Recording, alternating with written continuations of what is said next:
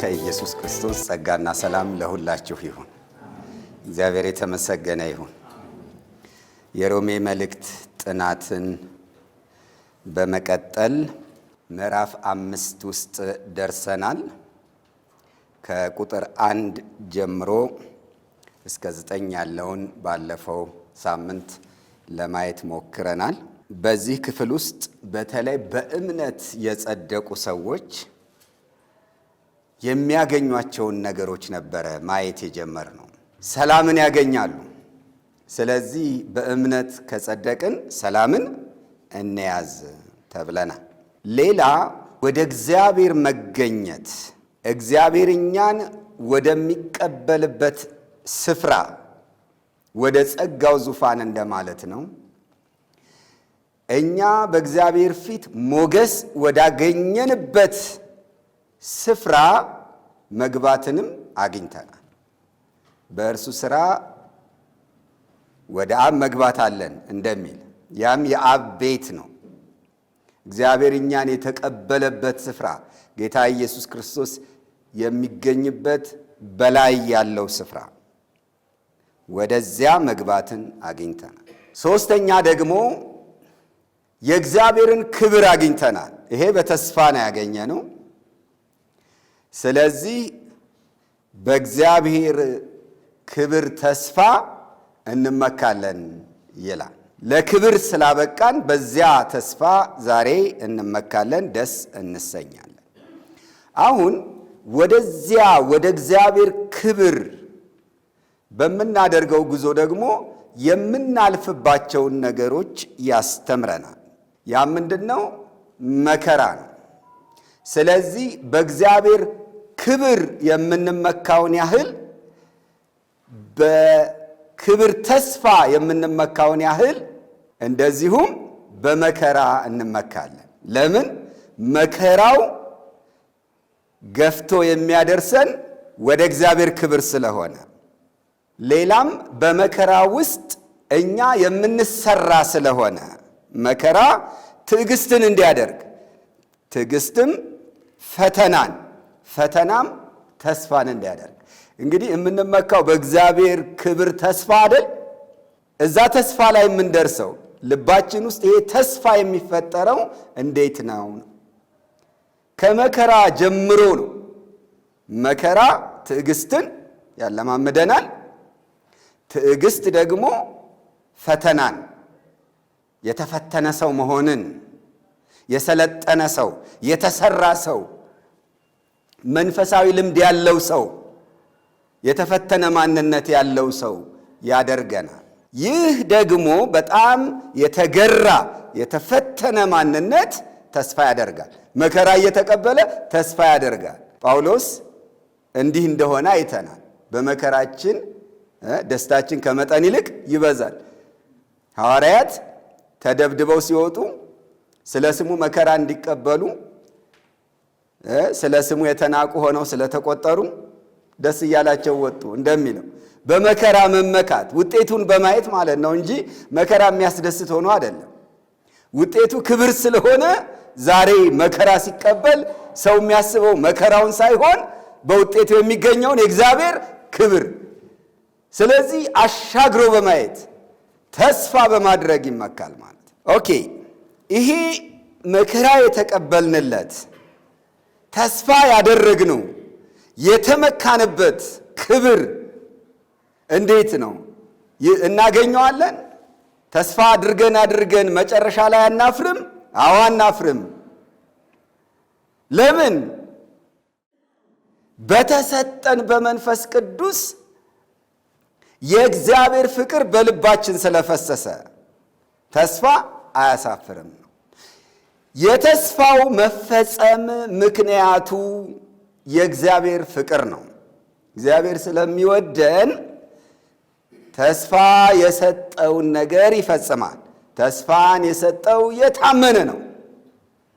ለእኛ ውድ ልጁን ስለ እኛ አሳልፎ ለሰጠልን ለእኛ እንዲህ ለወደደን ለእኛ የገባውን የክብር ተስፋ ይፈጽማል እና ሳናፍር በእምነት በድፍረት እንድንናገር የሚያደርገን ምንድን ነው?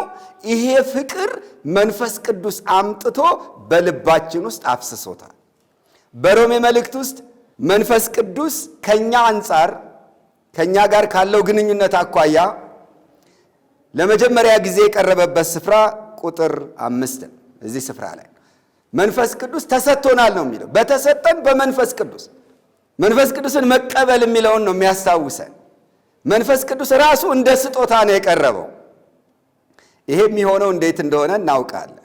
በእምነት ነው። ጌታ ኢየሱስን ስናምን አውቶማቲካሊ ወዲያውኑ መንፈስ ቅዱስ ወደኛ ውስጥ ይገባል እና መንፈስ ቅዱስን እንቀበላለን። ያ መንፈስ ቅዱስ ገብቶ ስራ የሚሰራው የእግዚአብሔርን ፍቅር ማፍሰስ በእኛ ውስጥ አይገርምም? እግዚአብሔር ወደደን። ኢየሱስ በመስቀል ላይ ሞተና ፍቅሩን ገለጠልን።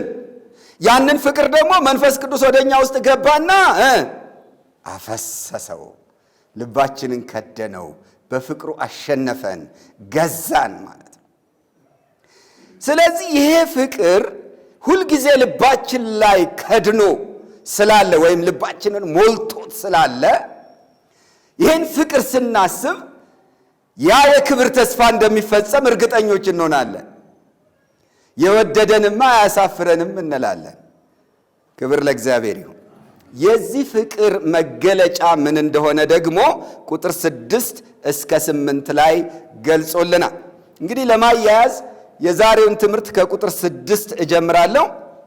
ገና ደካሞች ሳለን ክርስቶስ ዘመኑ ሲደርስ ስለ ኃጢአተኞች ሞቷልና፣ ስለ ጻድቅ የሚሞት በጭንቅ ይገኛልና፣ ስለ ቸር ሰው ግን ሊሞት እንኳ የሚደፍር ምናልባት ይገኝ ይሆናል።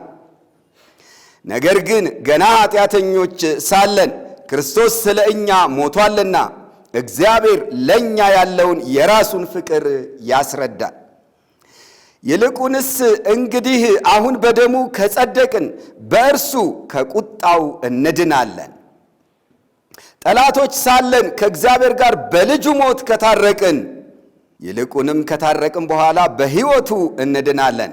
ይህም ብቻ አይደለም፣ ነገር ግን አሁን መታረቁን ባገኘንበት በጌታችን በኢየሱስ ክርስቶስ በኩል በእግዚአብሔር ደግሞ እንመካለን ይላል። ክብር ለእግዚአብሔር ይሁን። ስለዚህ ቁጥር 6 እና 7 እስከ 8 ድረስ የቀረበልን ምንድነው? የእግዚአብሔር ፍቅር መገለጫ፣ ዋነኛው መገለጫ ምን እንደሆነ ነው የሚነግረን። እርግጥ ነው እግዚአብሔር በመግቦቱ ፍቅሩን ይገልጣል። በኃጥአንም በጻድቃንም ላይ ፀሐይን ያወጣል፣ ዝናብን ያዘንባል። የሚወዱትን ብቻ ሳይሆን የማይወዱትንም ይመግባል። በምን? በመግቦቱ፣ በሚሰራው አደራረጉ፣ ሁሉም በስልጣኑ ቃል ደግፎ በመያዙ። በዚህ እውነት ነው የእግዚአብሔር ፍቅር ይታያል፣ ይገለጣል። ግን ከዚህ በላይ የሆነ የትልቅ ፍቅሩ መገለጫ እዚህ ላይ ቀርቦልናል። በኤፌሶን ምዕራፍ 2 ጋር ካለው ስለ እግዚአብሔር ፍቅር ከተነገረው ጋር አብሮ የሚሄድ ነው በዚህ ስፍራ ላይ የቀረበልን። ኤፌሶን ምዕራፍ 2 ላይ ቁጥር 4 ላይ ነገር ግን እግዚአብሔር በምሕረቱ ባለጠጋ ስለሆነ ይልና ከወደደን ከትልቅ ፍቅሩ የተነሳ በበደላችን ሙታን እንኳ በሆንን ጊዜ ከክርስቶስ ጋር ሕይወትን ሰጠን ይላል። ከክርስቶስ ጋር ሕይወትን ሰጠን። ለማ? ሙታን ለነበር ነው። መቼ? ሙታን በሆንን ጊዜ፣ ምንም ለራሳችን ምንም ማድረግ በማንችልበት ጊዜ ከክርስቶስ ጋር ሕይወትን ሰጠን። ለምን? በምን መሰረት ላይ ሲባል እግዚአብሔር በምሕረቱ ባለጠጋ ስለሆነ ከወደደን ከትልቅ ፍቅሩ የተነሳ። እንግዲህ ትልቅ ፍቅር የሚል ቀርቦልናል። ነፍስን ስለ ወዳጆቹ አሳልፎ መስጠት ይሄ ከሁሉ የሚበልጥ ፍቅር ነው። በተነጻጻሪ ከሌላ የፍቅር መገለጫ የሚበልጥ የፍቅር መገለጫ ነው። ለሚወደው ሰው አንድ ሰው የሆነ ነገር ያደርጋል፣ ስጦታ ይሰጣል፣ ወዘተ በጎነት ያደርጋል። ፍቅር በዚህ ሊገለጥ ይችላል። ግን ከሁሉ የሚበልጠው ፍቅር ነፍስን ራስን መስጠት ነው። ለሞት አሳልፎ መስጠት፣ ስለ ሌላው መሞት። ይሄ በሰው ዘንድ ነው። እግዚአብሔርም ቢሆን ቅድም እንዳልኩት የሚወዱትንም የማይወዱትንም ዝናብ ያዘንብላቸዋል፣ ፀሐይ ያወጣላቸዋል፣ ይመግባቸዋል፣ ያስተዳድራቸዋል፣ ይፈውሳቸዋል፣ ይረዳቸዋል፣ ጣልቃ እየገባ ሰላምን ይሰጣቸዋል ወዘተ። እንዲህ አይነት መግቦቶችን በማድረግ ፍቅሩን ይገልጣል። ግን ትልቅ ፍቅር ምንድን ነው? በተነጻጻሪ ሲታይ ከሁሉ የሚበልጥ ፍቅር ራስን አሳልፎ መስጠት ነው ብለናል። ግን ራስን አሳልፎ መስጠት ለማ ለሚወዱት ቢሆን ይቻላል። ግን ጠላት ለሆነ ወይም ደግሞ በደለኛ ለሆነ ኃጢአተኛ ለሆነ ለራሱም ለሚወደውም ምንም ማድረግ ለማይችል መሞት፣ ይሄ ትልቅ ፍቅር ይባላል። ይሄ ጉዳይ በሮሜ መልእክት ውስጥ የተገለጠው በሰው ዓለም ካለ ፍቅር ጋር በማነጻጸር ነው። የእግዚአብሔርን ፍቅር ለማስበለጥ፣ የእግዚአብሔርን ፍቅር ታላቅነት ለማሳየት በሰው ዓለም ሊኖር ከሚችል ከሁሉ ሊበልጥ ይችላል ከሚባል ፍቅር ጋር በማነጻጸር ነው። ስለ ሌላው መሞት በሰው ዓለም እንዴት ነው? አንደኛ ስለ ጻድቅ መሞት፣ ሁለተኛ ስለ ቸር ሰው መሞት። ሁለቱ ቀርበውልናል። ስለ ጻድቅ የሚሞት በጭንቅ ይገኛል። ስለዚህ በጣም አይታሰብም ማለት ነው። በጣም ሬር ነው። በጣም በፍለጋ ነው የሚገኘው። ቀጥሎ ግን ስለ ቸር ሰው ሊሞት ምናልባት ይገኝ ይሆናል። ስለ ቸር ሰው ሊሞት እንኳ የሚደፍር ምናልባት ይገኛል። ይሄም ቢሆን ምናልባት ነው፣ ግን ሊገኝ ይችላል። ከዚያኛው የተሻለ ነው። ስለ ኃጢአተኛ ሊሞት የሚችል ግን በሰው ዘንድ አይገኝም። ስለ በደለኛ ማህበረሰቡን ስለሚበድል ሰው በማህበረሰቡ ዘንድ አስቸጋሪ ስለሆነ ሰው ማንም አይሞትም። ስለዚህ አሁን ጌታ ኢየሱስ ክርስቶስ የሞተው ለማን ነው የሚለውን ያቀርባል። ገና ደካሞች ሳለን ክርስቶስ ዘመኑ ሲደርስ ስለ ኃጢአተኞች ሞቷልና፣ ስለ ኃጢአተኞች ሞቷልና። ቁጥር 8 ላይ ነገር ግን ገና ኃጢአተኞች ሳለን ክርስቶስ ስለ እኛ ሞቷልና ይላል። ስለዚህ ገና ደካሞች ሳለን፣ ገና ኃጢአተኞች ሳለን። ወረድ ብሎ ደግሞ ቁጥር 10 ላይ ጠላቶች ሳለን ከእግዚአብሔር ጋር በልጁ ሞት ከታረቅን ይላል። ደካሞች ሳለን፣ ኃጢአተኞች ሳለን፣ ጠላቶች ሳለን ክርስቶስ ስለ እኛ ሞቷል። ይህ እግዚአብሔር ለኛ ያለውን የራሱን ፍቅር ያስረዳል ነው የሚለው፣ በምንም ላይ ያልተመሰረተ። ስለዚህ የእግዚአብሔርን የፍቅሩን ታላቅነት ነው የምናየው። እንዲሁ ስለወደድነው ቢሞት ወይም ደግሞ ስለ በጎ ስለሆኑ ሰዎች ቢሞት፣ አንዳች ስለሚገባቸው ቢሞት፣ እንደተባለው ስለ ቸር ሰው ቢሞት፣ ያው ትልቅ ፍቅር ነው ማለት ከሁሉ የሚበልጥ ፍቅር ነው። ግን ትልቅ ፍቅር ልንለው አንችልም። በኤፌሶኑ ላይ የተገለጠው ታላቅ ፍቅር የተባለው ስለ ጠላት፣ ስለ ኃጢአተኛ የሞት ፍርድ ስለሚገባው መሞት በዚህ ደረጃ የተገለጠ እግዚአብሔር ፍቅር ነው። ይህም ፍቅር ነው መንፈስ ቅዱስ በልባችን ያፈሰሰው። ባለፉት የሮሜ መልእክት ምዕራፎች ከምዕራፍ 1 ጀምረን የተለያየ የእግዚአብሔር የሆነ ነገር አይተናል። የእግዚአብሔርን ጽድቅ ተመለከትን። ከዚያስ የእግዚአብሔርን ጸጋ ተመለከትን። እንደገና የእግዚአብሔርን የማዳን ኃይል ተመለከትን። አሁን ደግሞ ለነዚህ ሁሉ ነገሮች መነሻ የሆነውን የእግዚአብሔርን ፍቅር ነው እዚህ ላይ የምንመለከተው ማለት። እግዚአብሔር አነሳሽ ምክንያቱ እኛን ለማጽደቅም ለማዳንም የራሱ ለማድረግ ለማክበርም ጭምር መነሻ ምክንያቱ ሌላ ምንም ሳይሆን የገዛ ራሱ ፍቅር ነው እና ይሄ ለአምልኳችን መነሻ ነው። ይሄ ለክርስትና ሕይወታችን ዋነኛ መሪ ሐሳብ ነው ማለት ነው። እግዚአብሔር ይርዳ። ከዛ በኋላ የጸደቀ ሰው ቀጥሎ ሊያገኝ የሚችለው ወይም ያገኛቸው ሌሎች ነገሮችን በማሳየት ይቀጥላል። ቁጥር 9 ላይ ይልቁንስ እንግዲህ አሁን በደሙ ከጸደቅን አለ በእርሱ ከቁጣው እንድናለን ይላል።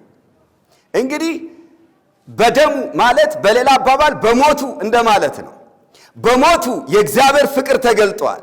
ስለዚህ በእግዚአብሔር ፍቅር አማካኝነት አነሳሽነት ጸድቀናል ማለት ለኃጢአታችን ዕዳ ተከፍሎ እኛ ጻድቅ ኃጢአተኛ የነበርነው ጻድቅ ተደርገናል ማለት ነው።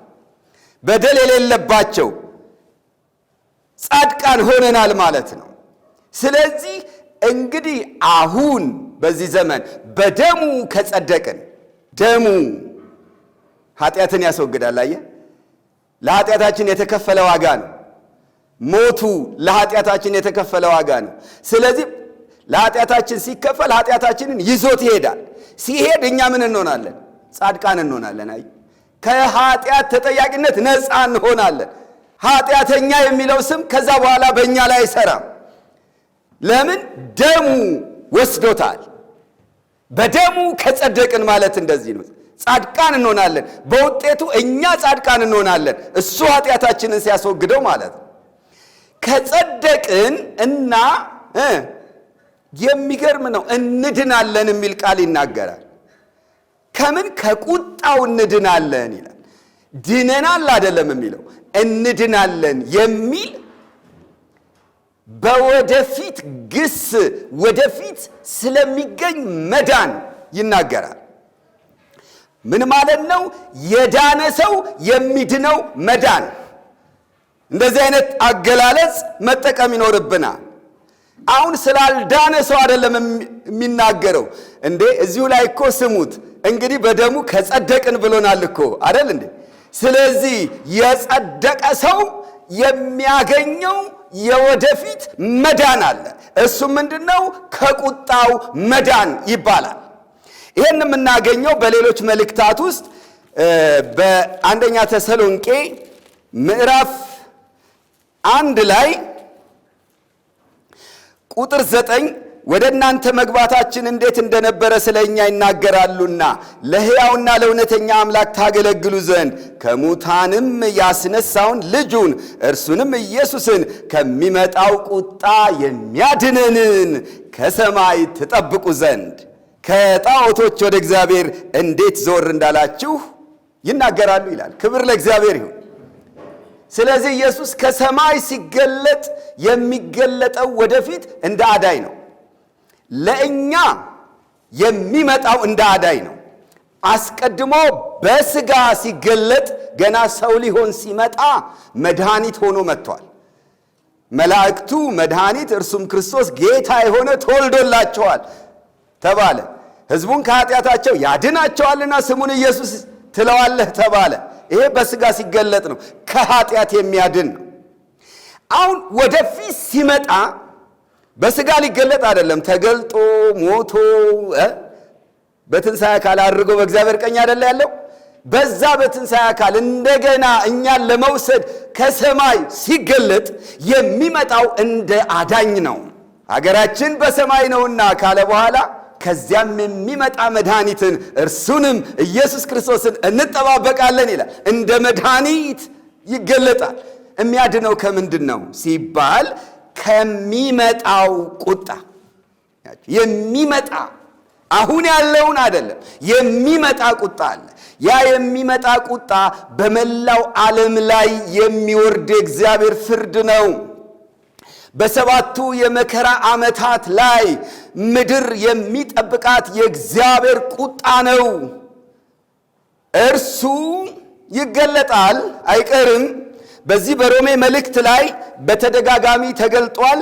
ምዕራፍ 1 ቁጥር 18 ላይ እውነትን በአመፃ በሚከለክሉ ሰዎች በኃጢአታቸውና በአመፃቸው ሁሉ ላይ የእግዚአብሔር ቁጣ ከሰማይ ይገለጣል። በማያምነው ዓለም ላይ ከሰማይ የሚገለጥ የእግዚአብሔር ቁጣ እርሱ ነው። ምዕራፍ 2 ላይም እንደዚሁ ተምረናል። ቁጥር 5 ላይ ነገር ግን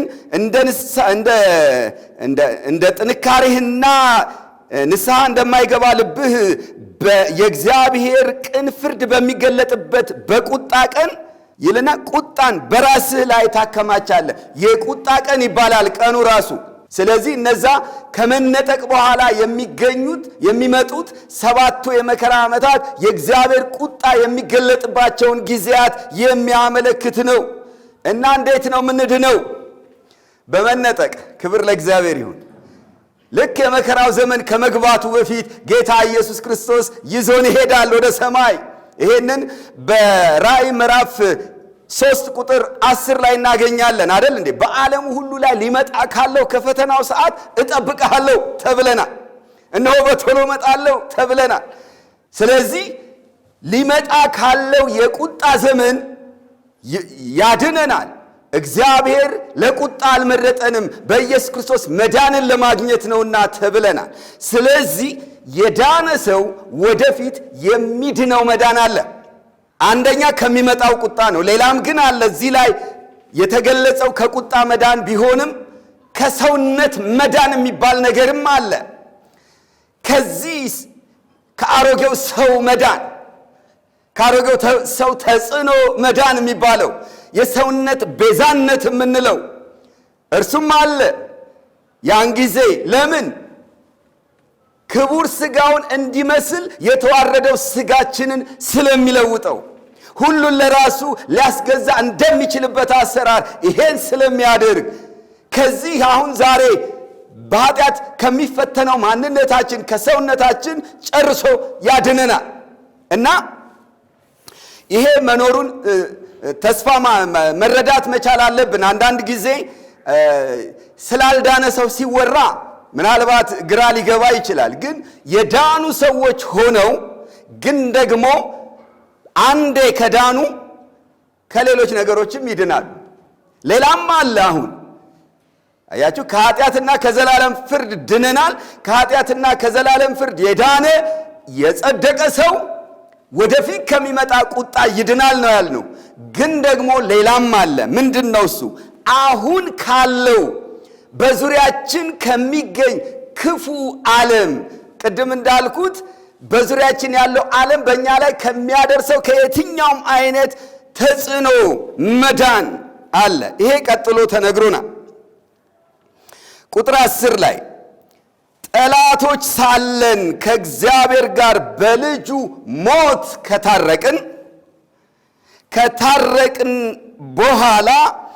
ከታረቅን ይልቁንም ከታረቅን በኋላ በሕይወቱ እንድናለን ይለናል።